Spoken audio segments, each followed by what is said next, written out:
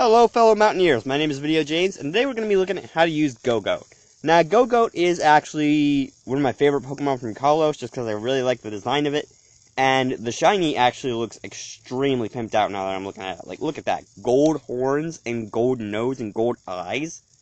Like, how much gold do you need? Regardless, Gogoat is actually a pure grass type, meaning we are going to get that weakness to fire, flying, poison, ice, and bug, and we are going to get the resistance to water, electric, ourselves as grass, and ground. So we are getting a decent bit of resistances for our weaknesses, but Gogoat actually gets an immunity if you don't use the hidden ability to grass on its own. So we actually lose one of our resistances entirely for immunity.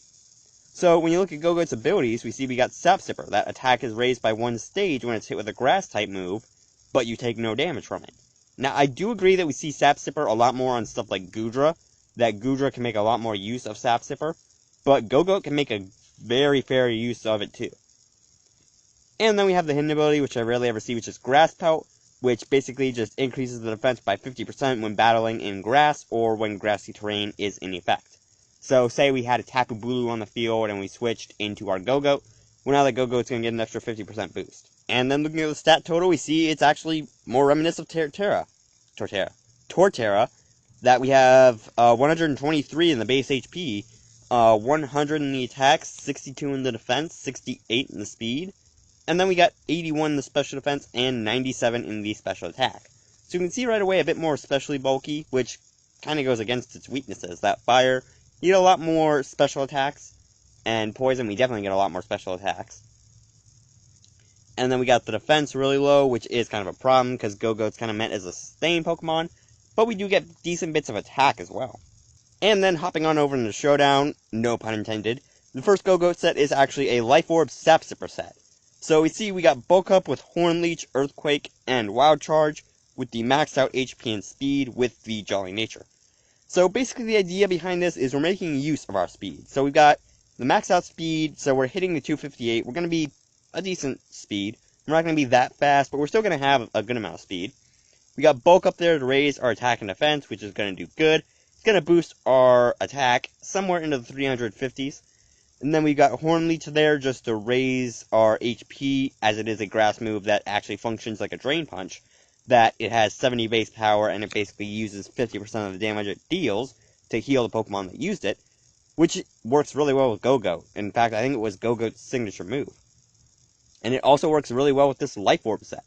That with the Life Orb, we're going to be doing a bit of damage to ourselves every time we hit, so with Horn Leech healing back some of that damage, we might make the Life Orb completely neutral.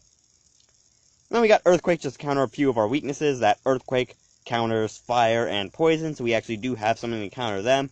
Plus, it's a good thing to use against electric types, that electric types aren't going to take that much damage from a grass move, so we have something to actually counter them. And then we have Wild Charge just to take out flying types. That flying types going to be a bit of a problem for us, so we just throw out a Wild Charge and knock them out. You could substitute it for Rock Slide, but I personally don't favor Rock Slide's accuracy over Wild Charge. And then we see the next set is basically a tanky Gogoat. So we get the leftovers with Sap Sipper, we got Bulk Up, Milk Drink, Horn Leech, and Earthquake with the maxed out HP and special defense with the Calm Nature. Sorry, Careful Nature. I thought that was in the attack zone. See, we got Bulk Up with Horn Leech, or Bulk Up with Milk Drink. Now, Milk Drink basically functions like a Recover that's got 16 PP, and it basically heals 50% of the Pokemon's health, and it works out very good on stuff like Miltank, that we all know Whitney's Miltank used it like a boss. So with Gogoat, it's going to be even more of a worry, because Gogoat's HP is massive. And then we've got Bulk Up just to raise our attack and defense. Again, Bulk Up a very good move on Gogoat, and with Sap Sipper, we're going to be getting a decent investment into the attack if we switch into something like a Sceptile. And then we've got Horn Leech there, just again, Horn Leech, great grass move on Gogoat, and we have Earthquake as a counter for our weaknesses. This final set is very similar, that we've got leftovers with Sap Sipper again, we've got the maxed out HP and special defense with Careful Nature again, so it's pretty similar to the last set, only this set I would say functions more like a Ferrothorn. So we see we have Substitute, Leech Seed, Toxic, and Earthquake, so basically the idea with this one is we're kind of being a wall, that with our massive HP, I can't really find another word to describe that because it is humongous, there's a word. Also, when I said humongous, I just got a flashback to Humongosaur. But anyway, Substitute gives us that tiny little wall, And with our HP being so humongous, we actually are going to get that kind of free 2 turns, I would say. It would probably take 2 turns to kill a substitute with that much HP.